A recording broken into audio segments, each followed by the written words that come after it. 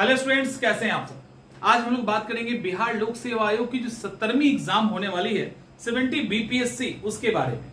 Notification कब आएगा, exam कब होगा, स्ट्रेटजी क्या होनी चाहिए, इस साल एग्जाम दे पाएंगे कि नहीं दे पाएंगे, फलाना ढिमाका टाइप की सारी बातों को हम लोग करेंगे। और हमारी स्ट्रेटजी अभी से इस एग्जाम को लेकर क्या, देखिए ये इस साल की बात नहीं है। आप में से बहुत सारे ऐसे स्टूडेंट जो पिछले 3-4 सालों से तैयारी कर रहे हैं या जो उसके पहले कर रहे होंगे या जो आज के बाद करेंगे, इस तरह की चीजें हर एग्जामिनेशन के पहले होती है। अभी नोटिफिकेशन नहीं आएगा, अभी एग्जाम होगा या नहीं होगा, ऐसी कई सारी बातें आती हैं। लेकिन ध्यान रखना, इसमें इन्वॉल्व वही होते हैं जिनको दूसरे से काम करवाना या दूसरे के किए कामों पे कमेंट करना, टिप्पणी करने की आदत होती है। समझ में आ रहा है? जो दूसरे से बड़ा ही परफेक्ट चीजों की उम्मीद करते हैं।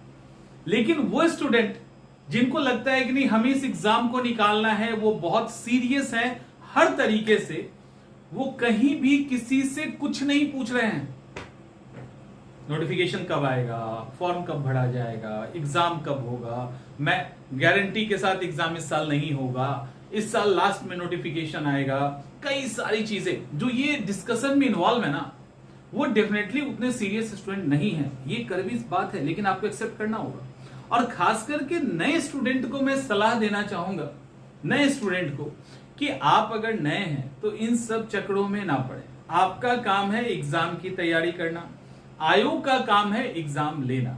आपके कुछ भी कहने से आयोग ना समय के पहले एग्जाम लेने वाली है, ना ही समय के बाद। वो अपने कंफर्ट सिचुएशन में ही जाके एग्जाम कंडक्ट करवाएगा। तो आयोग को आप कुछ कर नहीं सकते।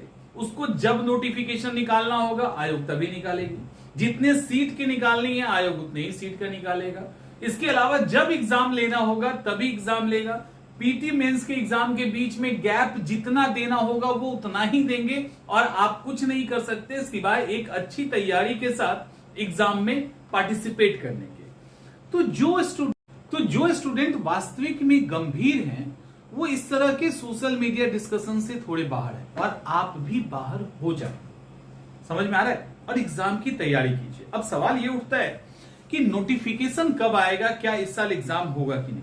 देखिए, नोटिफिकेशन के लिए एक चीज पे श्योर रहिए कि आप लोगों के दिमाग में अगर चल रहा है कि सुप्रीम कोर्ट का केस हुआ था, सुप्रीम कोर्ट ने सितंबर का टाइम दिया है, तो नोटिफिकेशन सितंबर के बाद आएगा, तो ऐसा कुछ नहीं होगा।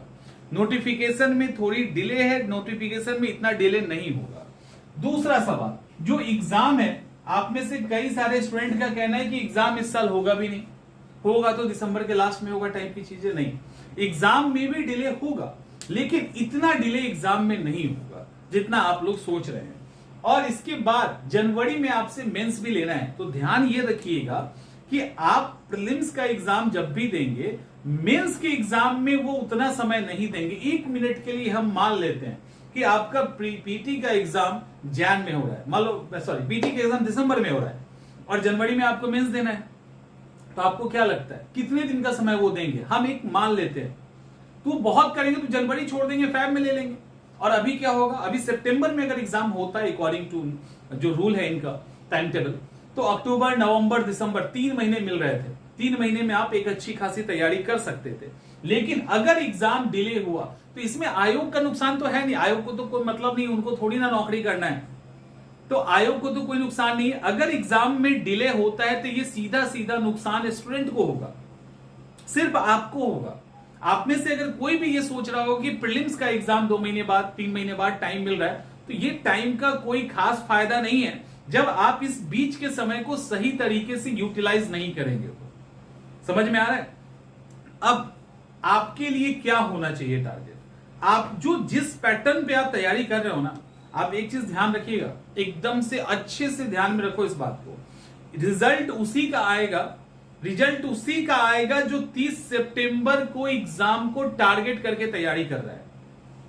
अगर एग्जाम तो डिले होना ही है थोड़ा, तो वो जो डिले होगा और उस डिले के दौरान या अभी से अगर उसने अपनी पढ़ाई में कुछ चीजों को शामिल नहीं किया, तो पीटी एग्जाम और मेंस के एग्जाम के बीच में संभलने का मौका नहीं मिलेगा। इसके लिए सिंपल सा तरीका है, कुछ और ऐसा कुछ खास नहीं है।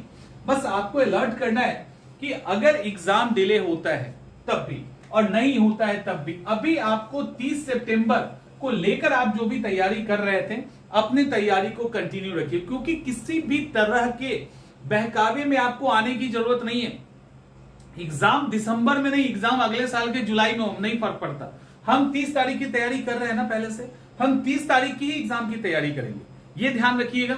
इसके बाद कोई भी कुछ भी आपको कहे, आप 30 सितंबर को अपने प्रीलिम्स के एग्जाम को तैयार करके बंद कर दीजिए।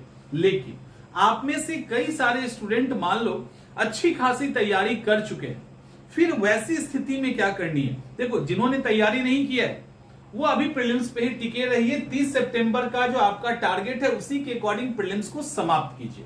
लेकिन जिन्होंने थोड़ा भी प्रीलिम्स का तैयारी ठीक ठाक से कर रखा है तो उनको प्रीलिम्स के साथ साथ कुछ मेंस को ऐड कर लेना चाहिए।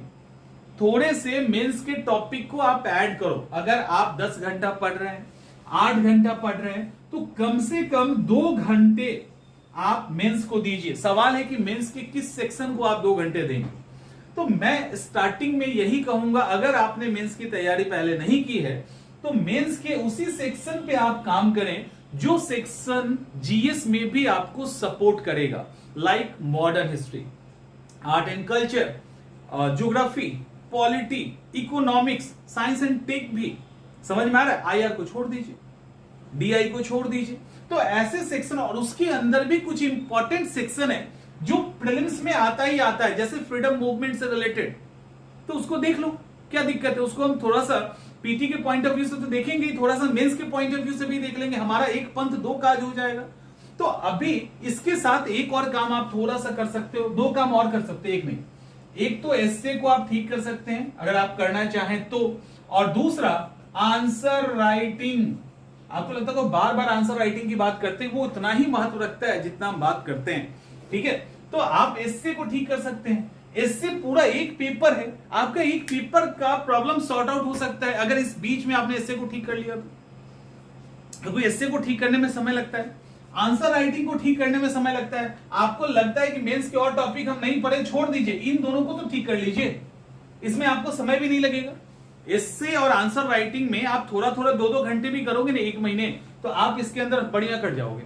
क्योंकि ये 5-10 घंटे पढ़ के ठीक करने की चीज नहीं है। आप चाहेंगे कि एस्से को हम 5 दिन पूरे 10-10 घंटे दे दें तो वो ठीक हो जाएगा, ऐसा नहीं होगा। आंसर राइटिंग को हम 15-15 घंटे रोज लिखें और 5 दिन में ठीक कर ले, नहीं होगा। हाँ, उसी जगह पे आप अगर हिस्ट्री को, ज्योग्राफी को, पॉलिटी को अगर 15-15 घंटे डेली पढ़ ले तो वो 3 दिन में, 4 दिन में ठीक हो जाएगा। लेकिन ये ठीक नहीं होगा, क्योंकि ये स्लो, धीरे धीरे ही चलोगे ना, तभी ये समझ में आएगा और ठीक होगा। तो इसी को ठीक कर लीजिए ना।